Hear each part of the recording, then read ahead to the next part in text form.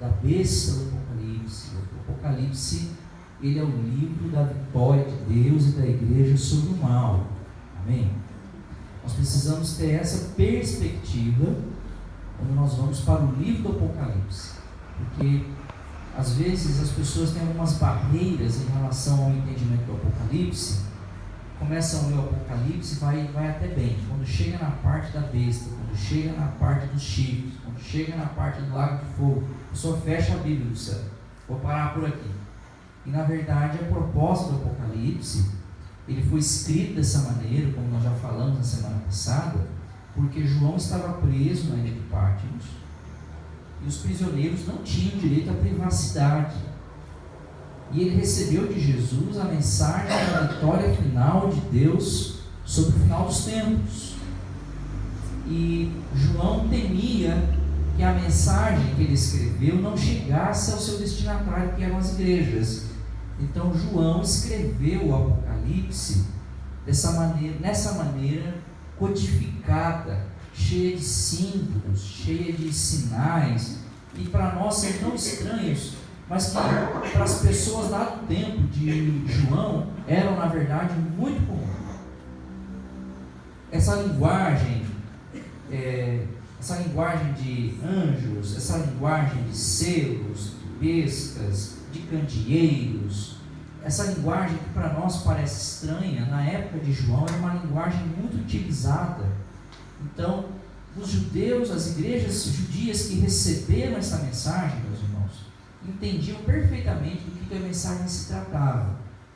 Para nós é um pouco mais difícil, por causa do tempo que já se passou, e porque nós também temos, em algum sentido, falhado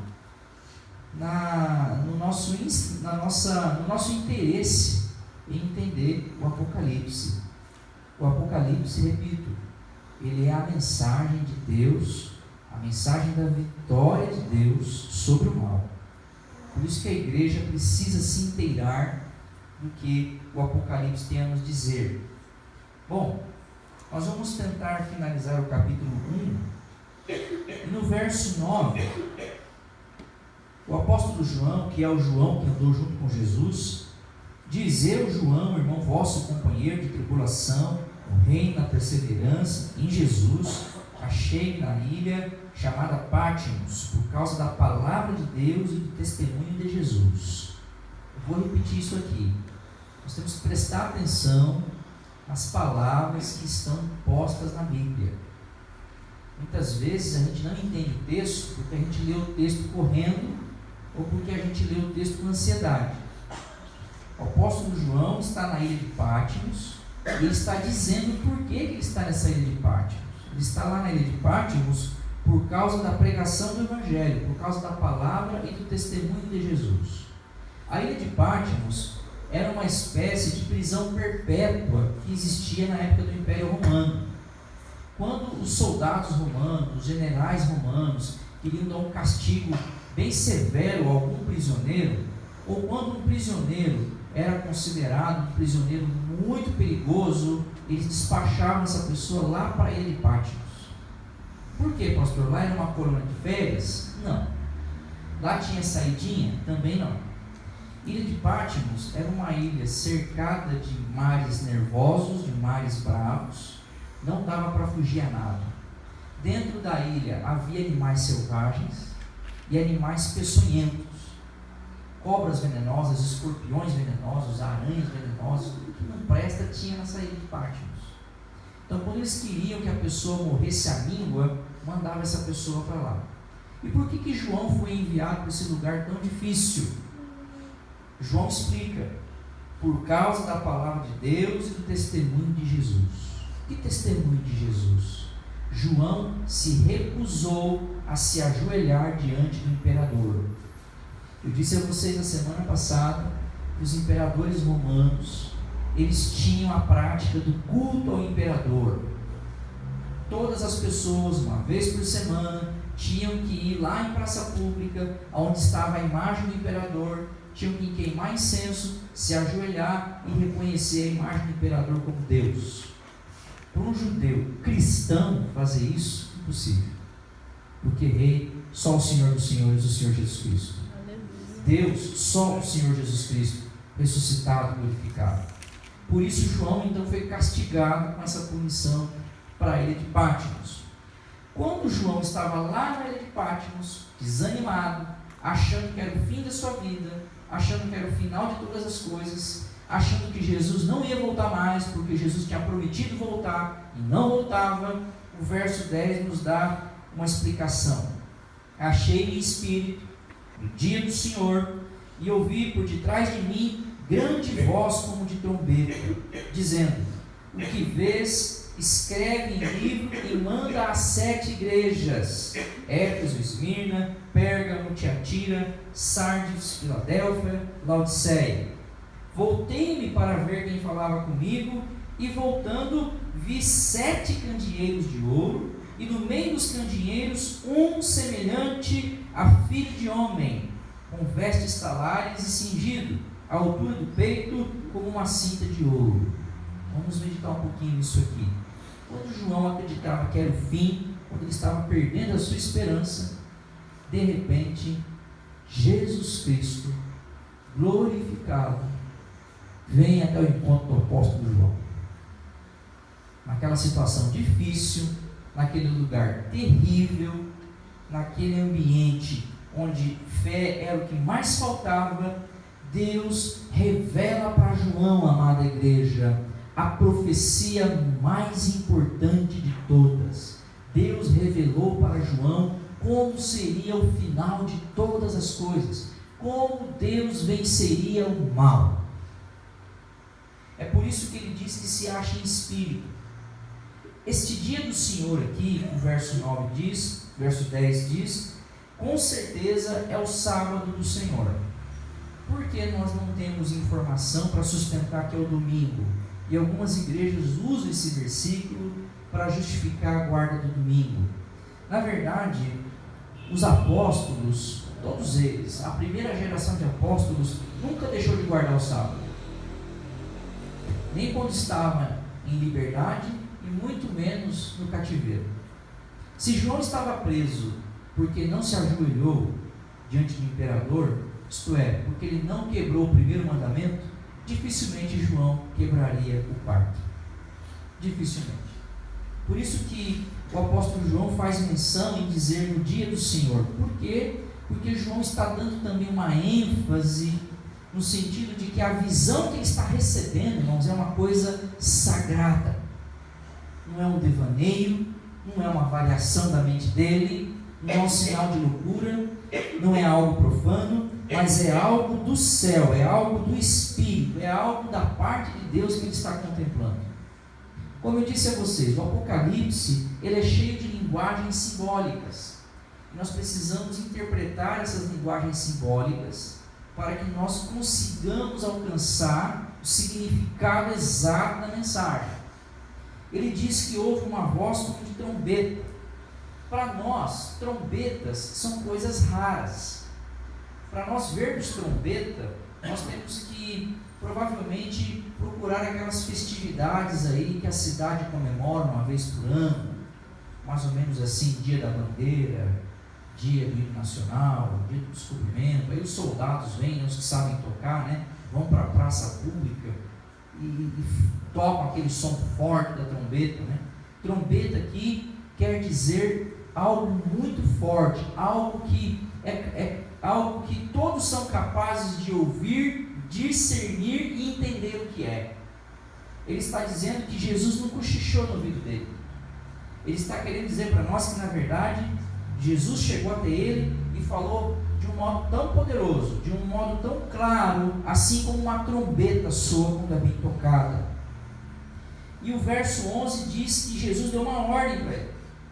O verso 11 diz: o que você está vendo, escreva no livro e mande às 7 igrejas. Escreva e mande até as 7 igrejas. Isso é muito importante. Nem Jesus e nem João concordaram em ficar só na mensagem de boca, a mensagem oral. Jesus passa a mensagem para João, João recebe a mensagem para que a mensagem seja escrita. E novamente o número 7 aparece aqui. No Apocalipse, o número 7, ele aparece repetidamente. É uma das expressões mais repetidas da Bíblia Sagrada e no Apocalipse. Por quê? Porque na simbologia do mundo antigo, irmãos, algumas palavras, alguns símbolos, alguns números, eles representavam uma mensagem. Por exemplo, o número 6. No mundo antigo, o número 6 era considerado o número da humanidade, portanto, o número da imperfeição. Toda vez que eles queriam passar algum código acerca do homem, eles usavam o número 6. O número 6 é o número do homem que representa a imperfeição. O número 7 sempre era usado para representar a divindade. O número 7 representava as coisas divinas, a perfeição divina. Por isso que a gente sempre ouve dizer que o número 7 é o número de Deus, né? Há um outro exemplo, o número 12. Você encontra na Bíblia as 12 tribos, você encontra os 12 filhos de Jacó, você encontra as 12 cidades de Israel, você encontra os 12 apóstolos, né? Por quê? Porque o número 12, ele representa na simbologia antiga uma completude, algo completo, algo como se fosse um todo. Assim como você vê um círculo de 8 pedaços, 8 fatias que formam um todo, o número 12 representava a formação de um todo para qualquer coisa. Para nós é diferente, porque nós não usamos essa linguagem. Para eles era muito comum. Para eles era muito comum. E aqui, Deus através de Jesus, ele escolhe 7 igrejas. A igreja de Éfeso, de Esmirna, Pérgamo, Tiatira, Sardes, de Filadélfia e de Laodiceia. Essas igrejas, irmãos, elas existiram de verdade. Essas igrejas foram plantadas por alguns dos apóstolos. João foi pastor na igreja de Éfeso. João conhecia a igreja de Éfeso, foi pastor muitos anos lá. As outras igrejas provavelmente foram pastoreadas por outros apóstolos e pelos filhos na fé desses apóstolos. E por que o Apocalipse está usando a figura de 7 igrejas reais, verdadeiras, para receber a mensagem do fim? Porque a mensagem do Apocalipse é a mensagem perfeita de Deus, número 7, para todas as igrejas de Deus, de todos os tempos, de todas as eras. As 7 igrejas. As 7 igrejas do Apocalipse representam a mensagem perfeita de Deus, número 7, para as 7 igrejas que representam a união perfeita das igrejas de todos os tempos, de todas as eras, de todos os lugares. Isso quer dizer que, da mesma maneira que o Apocalipse chegou nessas 7 igrejas, ele também chegou até nós. Da mesma maneira que a mensagem do Apocalipse foi entendida lá nas 7 igrejas, ele também tem que ser entendido nesta igreja. E se Cristo não vier, nas outras que vierem. Por quê? Porque o Apocalipse é também palavra de Deus.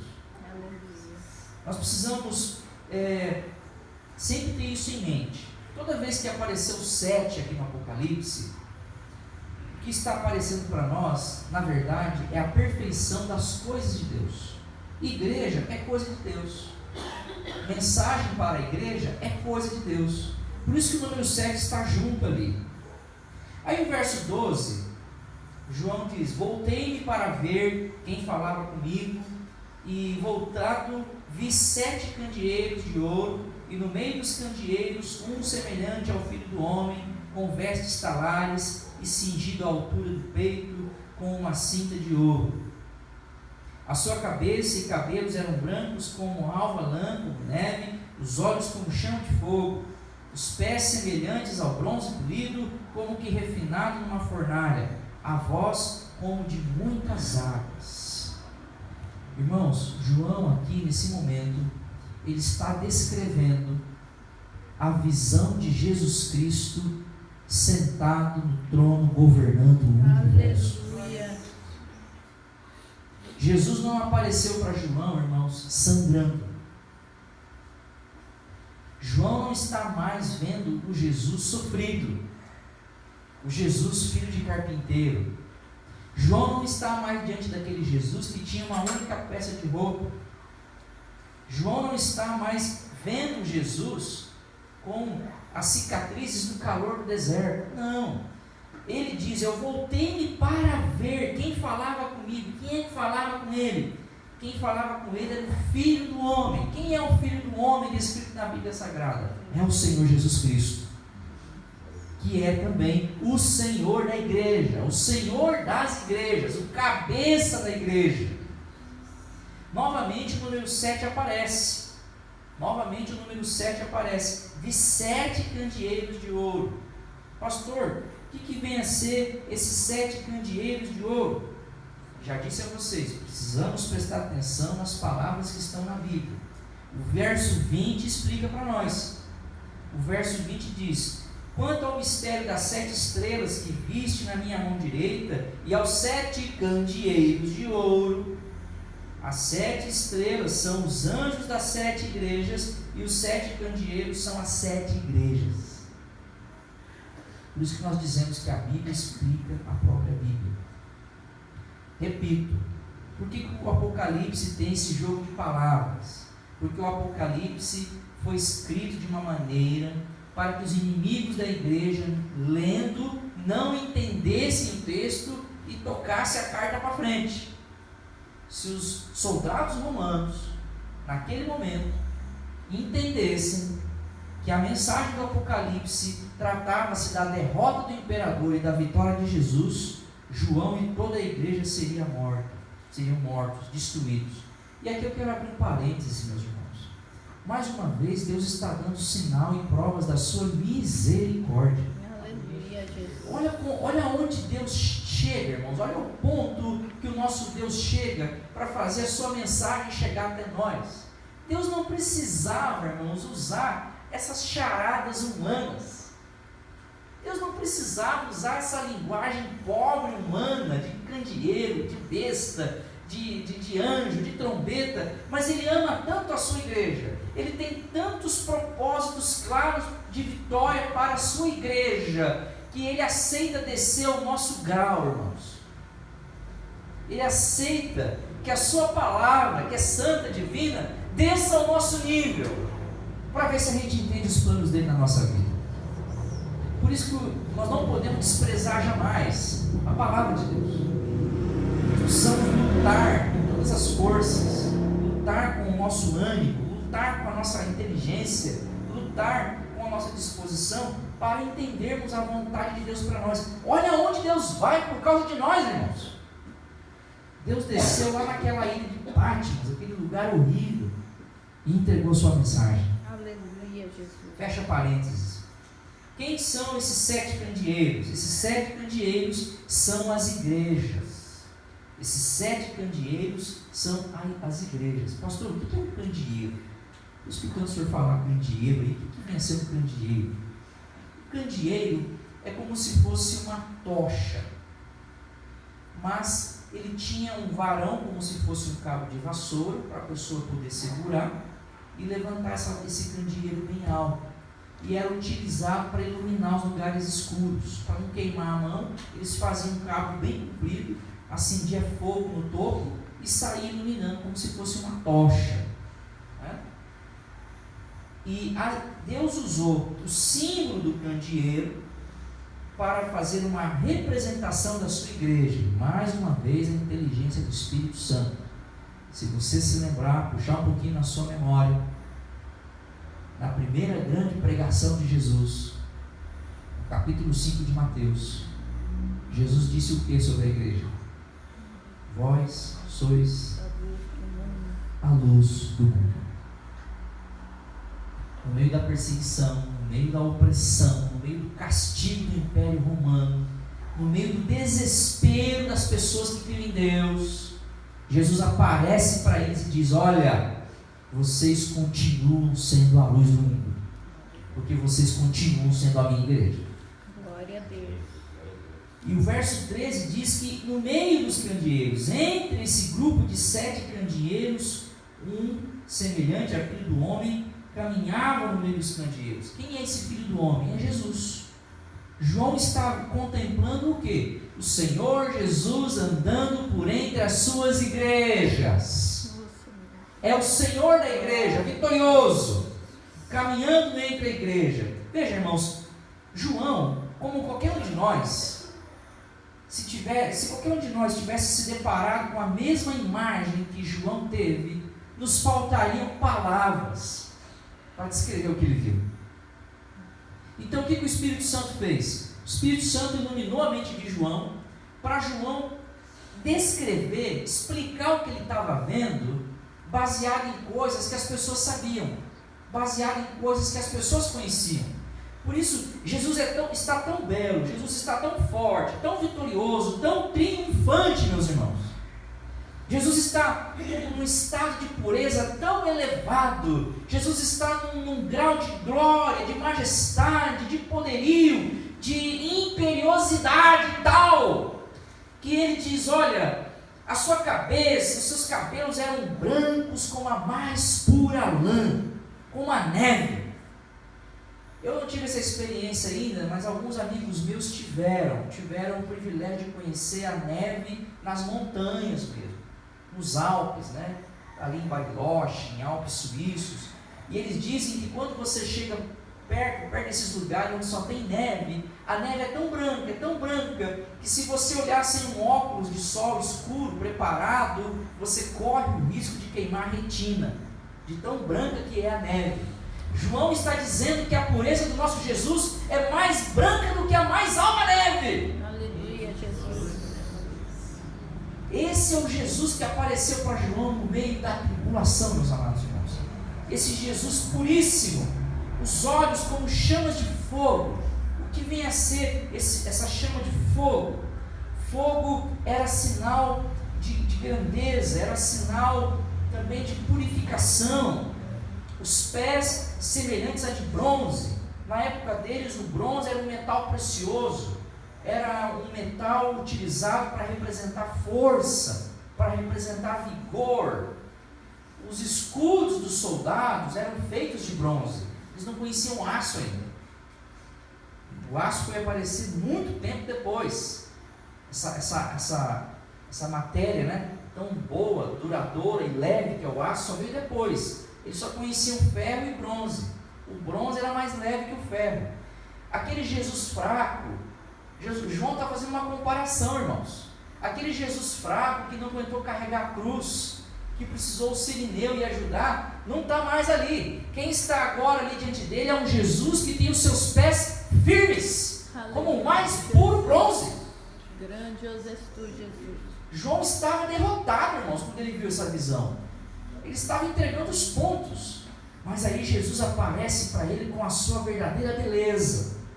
E aí ele diz que a voz desse homem, desse filho de homem, era como de muitas águas. Águas na Bíblia, na maioria dos contextos onde águas significa multidões, significa grandes ajuntamentos de pessoas. Para nós nos dias de hoje, seria mais ou menos assim. Eu vou dar um exemplo bem simples para vocês entenderem o que vem a ser essa voz de muitas águas. Todos nós que estamos aqui pela televisão ou ao vivo, nós já ouvimos, pelo menos uma vez na vida, o grito de gol num jogo da seleção ou do time do nosso coração. Como que é o barulho quando a torcida grita gol? É o barulho de uma multidão, é um barulho ensurdecedor. 30, 40, 50 mil pessoas gritando gol, aquilo chacoalha o estádio. Dependendo do estado emocional da torcida, pode pôr o estádio abaixo. João está usando uma comparação parecida. Assim como as ondas fazem aquele barulho ensurdecedor no oceano, assim como as multidões gritam a ponto de lá longe todos ouvirem, a voz de Jesus também é ouvida em toda parte como uma voz de poder e força. Aleluia, Jesus. Não é mais aquela voz de Jesus cansado na cruz. Pai, em tuas mãos, entrego meu espírito. E ele expirou. Não. Agora é a voz do Criador que sustenta todas as coisas. Aleluia, Jesus. Inclusive a vitória final do seu povo. Por aqui nós já podemos perceber o quanto a mensagem do Apocalipse é, na verdade, uma mensagem de vitória. Aleluia. Não de pavor. Uma vitória do Cristo, glorificado e exaltado. O verso 16 diz que ele tinha na mão direita 7 estrelas. Olha lá o 7 de novo. E na boca saía uma afiada espada de 2 gumes.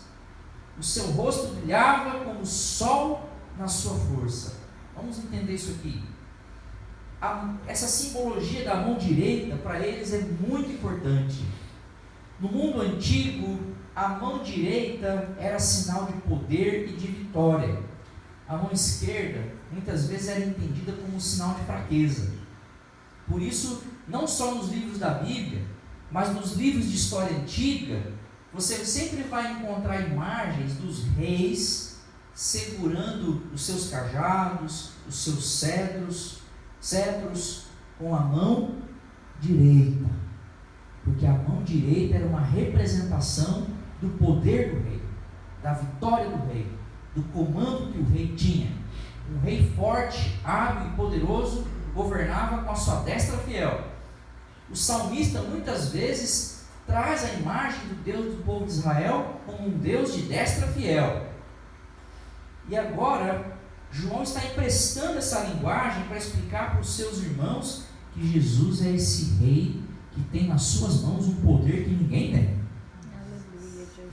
E diz que da sua boca saía-lhe uma espada afiada de 2 gumes. Quem também já se dedicou um pouquinho na leitura da Bíblia, sabe que a palavra de Deus é mais penetrante do que a palavra que corta os 2 gumes. Porque ela faz a separação da alma e da medula. João está dizendo que o que sai da boca do Senhor não é uma espada dos homens, não é uma espada de aço, de cobre, é a palavra de Deus. Aleluia, Jesus. É a palavra de Deus. Veja como que o Apocalipse ele é também a explicação de várias e várias outras passagens que Deus deu antes ao seu povo. E aqui está a confusão do Apocalipse, abrindo um parênteses novamente.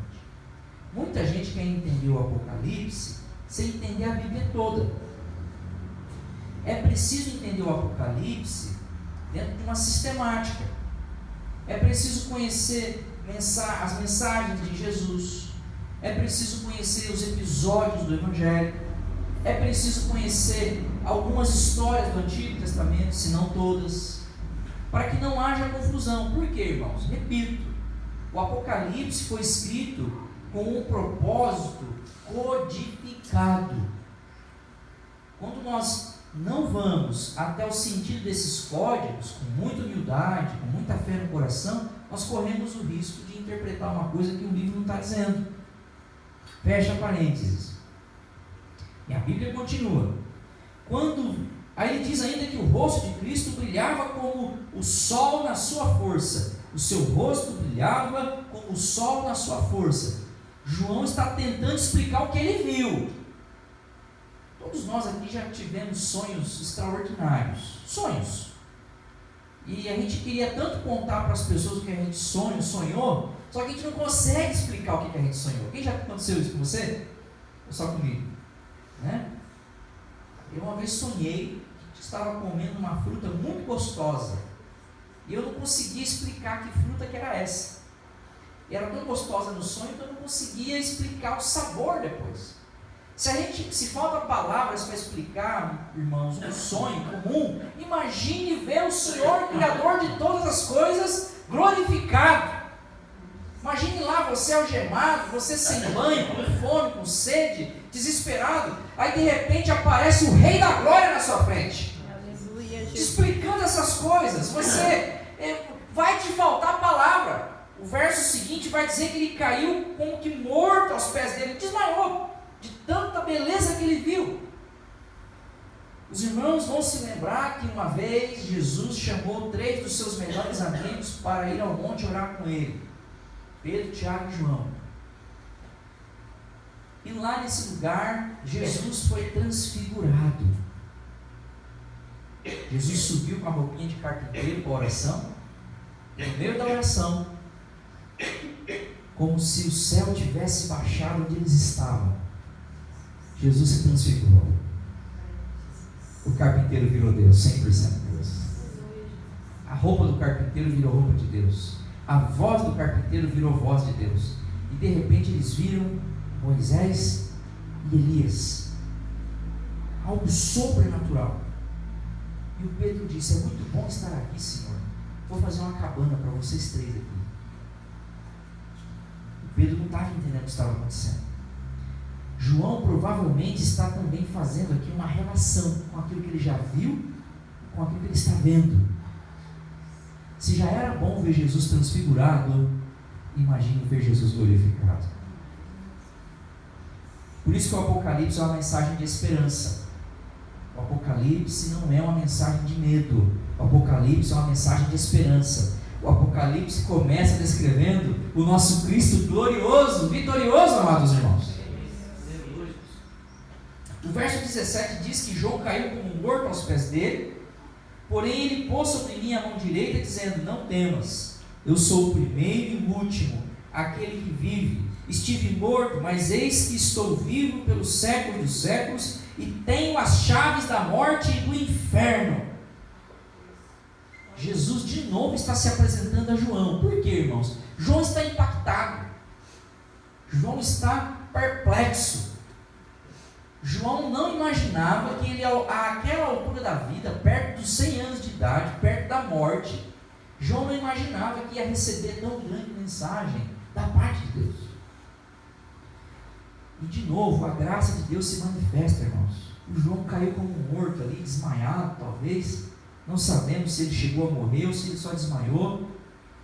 É possível que ele tenha entrado ali em um colapso nervoso, emocional, diante de tanta grandeza. Mas Jesus meio que se abaixa e toca no ombro de João e acalma João. Não temas, João.